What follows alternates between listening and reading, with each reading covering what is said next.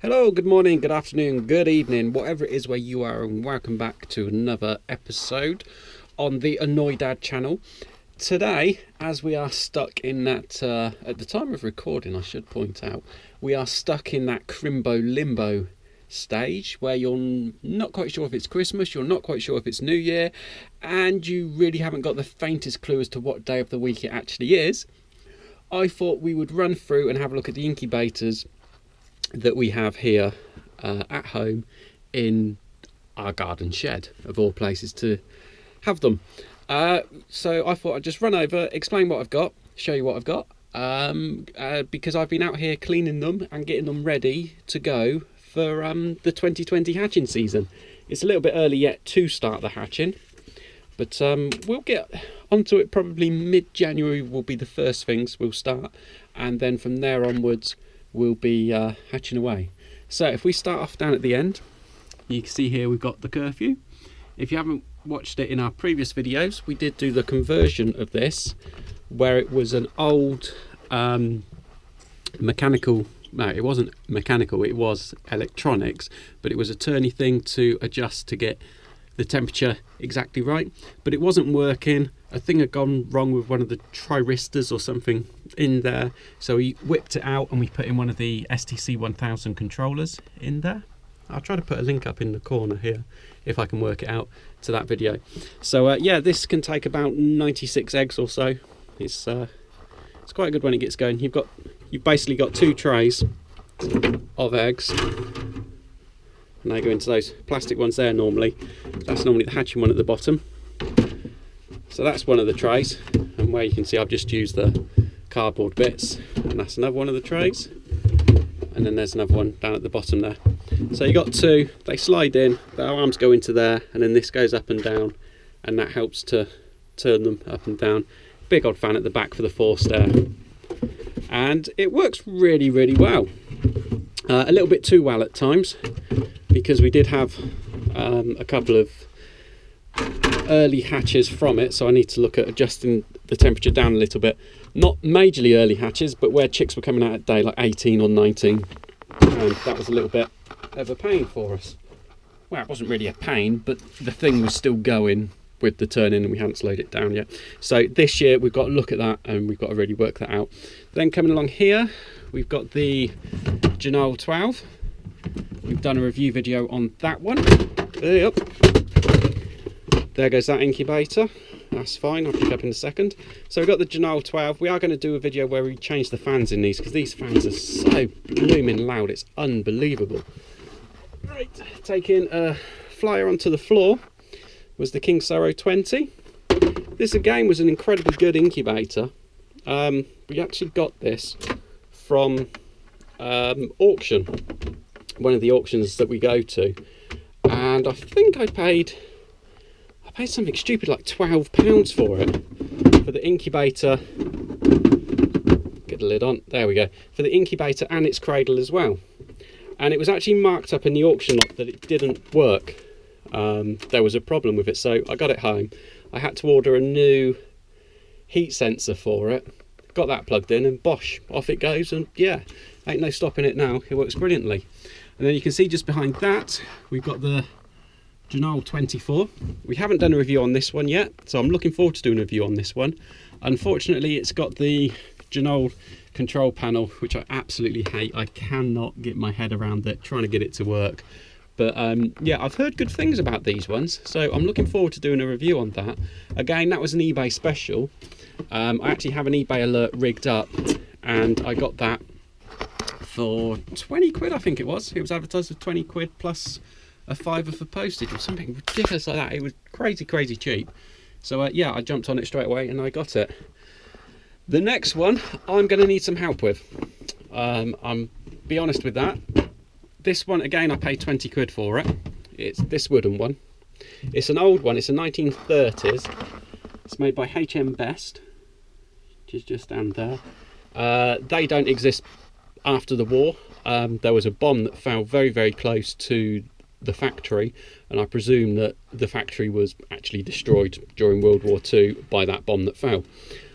So there's next to nothing online about them, because there's nothing about them after the war that I can see. But it is a standard paraffin incubator. It doesn't have the paraffin holder, I suppose that's the right word. It just has the flame bit in the middle there. That bit does slide out, as you just try to see me do, but I'm going to have to hoik it out from underneath, I think. Let's see, let's just do that. There we go, so there we go. So yeah, that's the underneath of it, and I presume that because there's a sodding big hole here, that you would slide something underneath to get the flame burning to go up there. But it works by paraffin, so if anybody can point me in the direction of anything that would help me with this. I know there is another big brand, I can't think of its name off the top of my head, that also made wooden incubators. That would be incredibly helpful. I think it might have a couple of bits missing, I'm not 100% sure. I know I need to buy I need to make a new egg holder for it. But otherwise, yeah, if anybody can help, let me know. I have read quite a few bits online, and lots of people saying they turn them over to having the light bulbs in them instead, and they just use that off of a thermostat. But yeah, I could do, but I'd much rather try to get it going as it was made and what it was made for. Okay, moving on to the next one. We have got the Janome 10. Dun dun dun. Never use it anywhere where the temperature outside is going to fluctuate. That is the simple thing with that one. We have done a review video on that as well. They are absolutely horrendously terrible at holding the thermal heat in them. It just all evaporates, and if you do it anywhere that's cold or slightly below the temperature of the inside of that, it just can't keep up. It's just K-wrap, as I suppose is a good way of putting it, or absolutely poo is another way of putting it. Then moving along, we've got what will probably be used for our first video of the year, the Brinsea Mini Advance. Again, we've done a video on this one.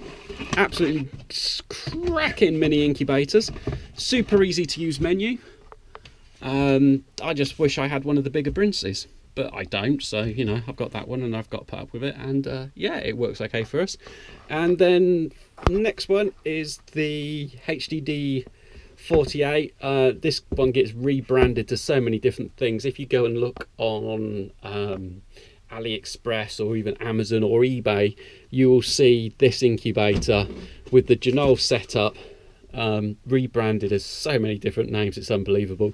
But yeah, it is basically what's called a Janome 48. You can get the ones where there's the other layer underneath, so that brings it up to 96. Quite how it keeps up with the heat and that, I don't know in that. But this one, you've got the two options. You can use it for the hens and the ducks' eggs, or you can buy the other cradle and you can use it for smaller stuff like quail, pigeon and other stuff like that. So that's that one. And then just over there in the corner I have a theme that needs to be cleaned out. We got that as a working incubator. It does work as an incubator. Unfortunately, the automatic turner, the motor or the gearing has gone in it. No, the motor has gone in it.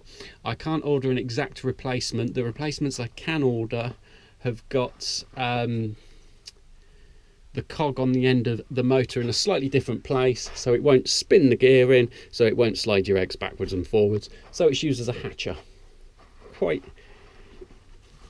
easy, because then if I've got something in here, say, let's say I loaded up one tray in here, and then a week later I loaded up another tray, I could then grab that tray out and I could place it into there, and then I could load some more into here, and I could just keep this going as a constant perpetual thing.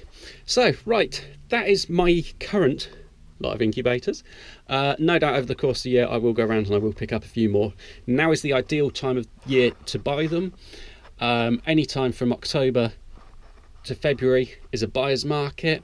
After February till August, it's the seller's market, because obviously that's that time of year where everybody wants to buy them and wants to move on with them. So yeah, the ones we haven't done the reviews for, we are doing reviews for this year. If you happen to be in the UK, and if you happen to have an incubator I don't have here, and if you're willing to lend it to me, get in touch, let me know, let's discuss some things. If you're based in the southeast, I can normally, or nearest to the Midlands, maybe South Birmingham sort of area at the very, very limit, I can normally arrange for a person to come around and actually collect it. Then we'll do the review on it, and then we'll return it back to you, of course.